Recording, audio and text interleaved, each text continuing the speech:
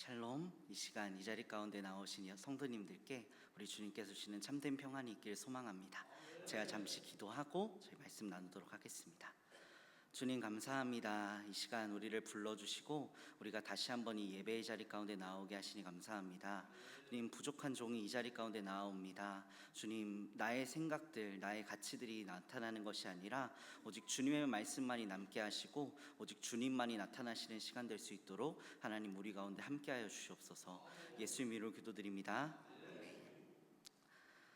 우리가 오늘 함께 나눌 성품은 지혜라는 성품인데요, 지혜라는 성품은 우리 주변에서도 많이들 사용하는 이름이기도 하고, 저희 교회에도 계시죠? 아니면은 어떤 책이나 어떤 이야기 속에, 예를 들어서 지혜로운 무슨 이야기, 아니면은 책의 내용 가운데도 지혜와 관련된 내용들을 우리는 어렵지 않게 발견할 수 있는 것 같습니다. 그렇다면 이 지혜는 무엇일까요? 그리고 이 지혜롭게 사는 것은 어떤 삶일까요? 우리 이 시간 이 다니엘의 본문을 통하여서 하나님께서 우리에게 가르쳐 주시는 그 지혜라는 성품은 무엇인지, 또 그 지혜롭게 사는 것은 무엇인지, 지혜로운 성품으로 살아가는 것은 무엇인지를 발견할 수 있는 우리 성도님들 되시길 소망합니다. 우리가 오늘 본문은 다니엘과 그의 친구들에 관한 이야기인데요, 본문 우리가 읽진 않았지만 본문은 이렇게 시작합니다. 바벨론의 왕이었던 느부갓네살이 꾼 꿈에서 시작하는데요, 본문 1절입니다. 느부갓네살이 다스린 지 2년이 되는 해에 느부갓네살이 꿈을 꾸고 그로 말미암아 마음이 번민하여 잠을 이루지 못한지라. 아멘. 마치 우리가 누군가에게 무언가를 말하려고 하다가 잠깐 딴 생각하다가 다시 말하려다가 뭐였지 하는 것처럼, 혹은 아니면은 말하려는 게 있었는데 하는 것처럼, 아니면은 어디를 가려고 하는데 분명 다 챙긴 것 같은데 괜히 뭔가를 두고 간 것만 같은 그런 찝찝한 마음이 오늘 본문의 느부갓네살에게도 있었던 것 같습니다. 그래서 본문은 이 느부갓네살이 마음이 번민하여서 더 이상 잠도 이루지 못하고 계속 고민을 했다고 합니다. 그래서 느부갓네살 왕은 그 바벨론의 술사와 지혜자들, 당시 바벨론에서 지혜롭다고 하는 사람들을 불러서 자신이 꾼 그 꿈과 그리고 그 꿈에 대한 해석을 요구합니다. 심지어 자기도 기억 안 나는데요, 지금 우리로 따지면은 진상이죠. 진상이라고 할 법하고 충분히 빌런이라고 할 법한 빌런이라고 할 법한 딱 봐도 난감한 상황 가운데 있는데, 저에게도 이와 다른 듯 비슷한 듯한 경험들이 있습니다. 제가 담당하고 있는 유년부에서는 1년에 2번 정도 아이들이 그동안 모았던 달란트를 가지고 아이들이 사고 싶은 물건들을 사는 달란트 시장을 진행하는데요, 보통은 어떤 아이는 이걸 좋아했으니까 이걸 준비하고, 다른 아이는 이 캐릭터를 좋아하니까 이걸 준비하고, 이런 식으로 아이들이 원하는 것들을 준비합니다. 그렇게 딱 준비를 해서 달란트 시장을 하는 당일이 되면 꼭 한두 명씩 많이 못 사고 그냥 방황하는 친구들이 있어요. 그래서 이 친구들한테 가서 왜 이렇게 못 샀어? 뭐 사고? 그렇게 물어보면은 이 아이들이 뭐라고 할까요? 사고 싶은 게 없대요. 벌써 난감하죠. 그래서 그렇구나, 내가 이번에 이 아이들의 니즈를 몰랐구나. 그러면 다음번에라도 이 친구들이 원하는 걸 좀 해줘야겠다, 원하는 걸 조금 준비해야겠다라는 마음으로 다시 한번 물어봅니다. 그러면 다음 달란트 시장에는 어떤 게 나왔으면 좋겠어? 아이들이 뭐라 할까요? 이것도 없대요. 정말 난감하죠. 자, 저는 이런 상황 가운데서 오늘 바벨론의 이 지혜자들의 마음이 아마 이런 난감함이었지 않을까라는 생각을 하곤 했습니다.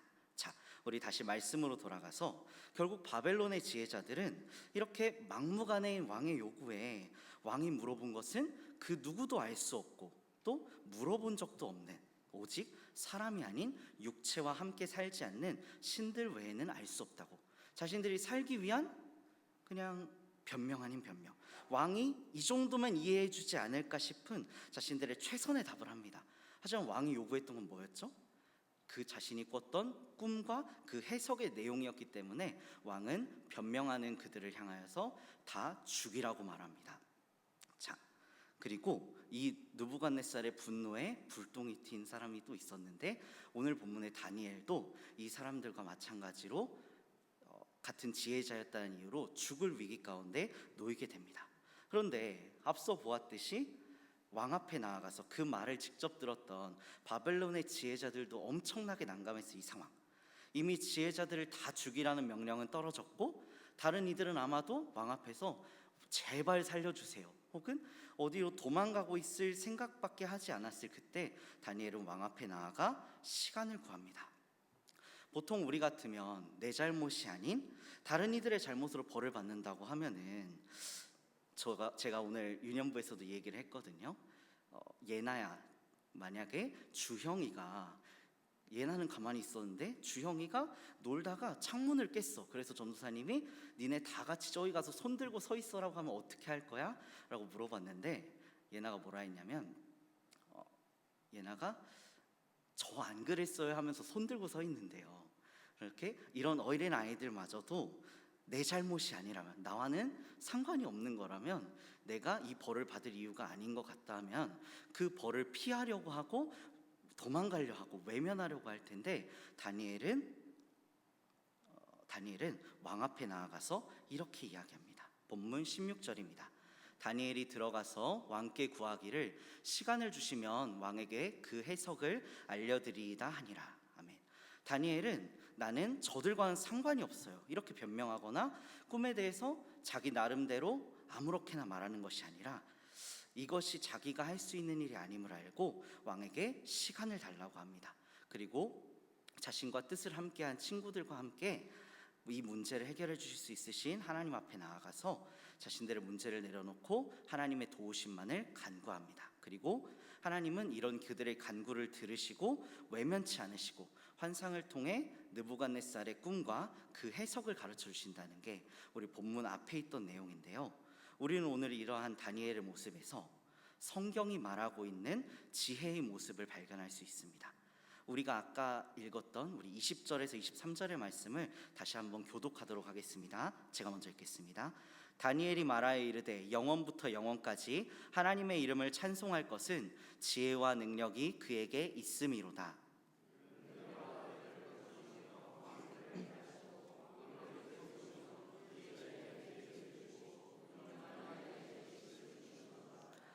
그는 깊고 은밀한 일을 나타내시고 어두운 데에 있는 것을 아시며 또 빛이 그와 함께 있도다.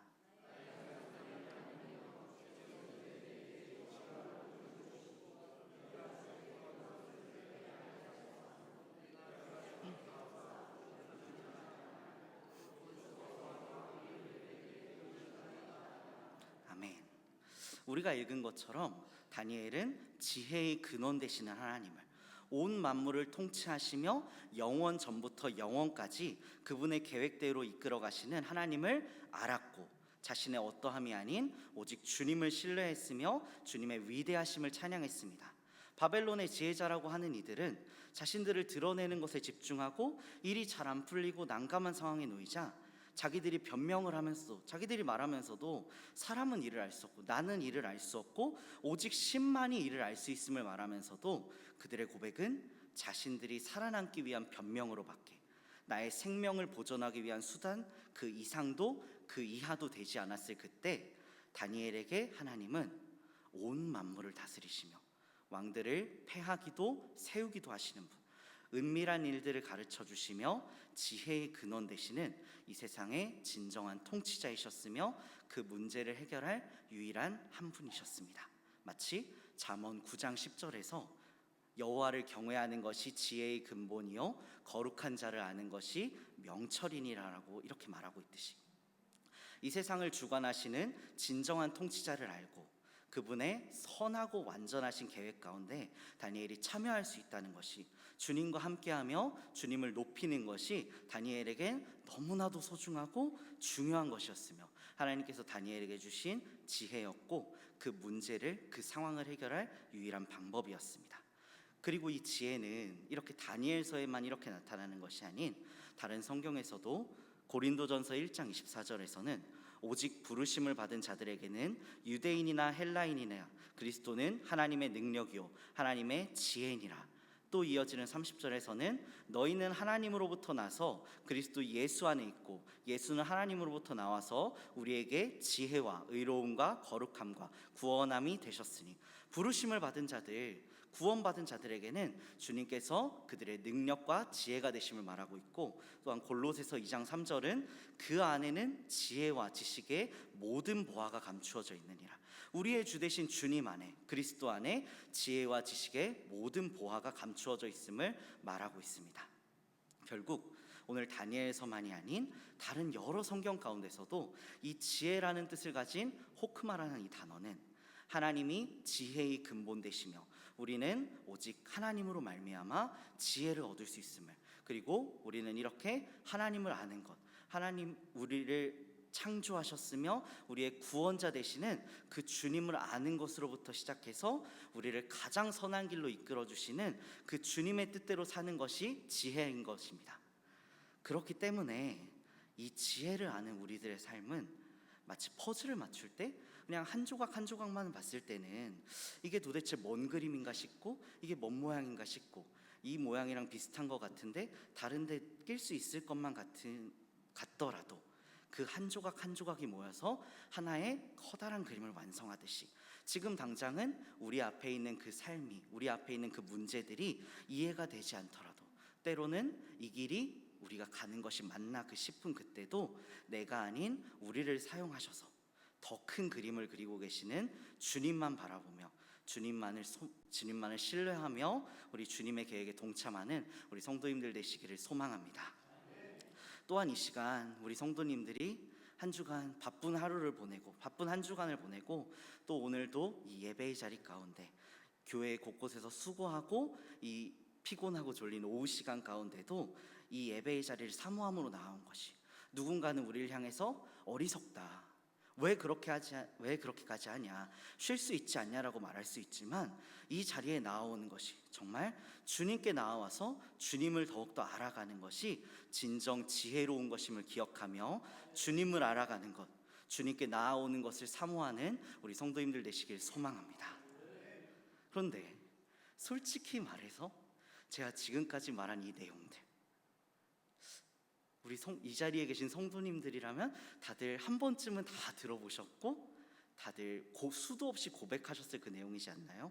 하나님께서 우리의 지혜의 근원 되시며 우리는 우리의 모든 순간을 이끄시는 그 주님을 따라야 한다는 그 내용이 우리가 수도 없이 들었고 수도 없이 고백한 내용이지 않나요?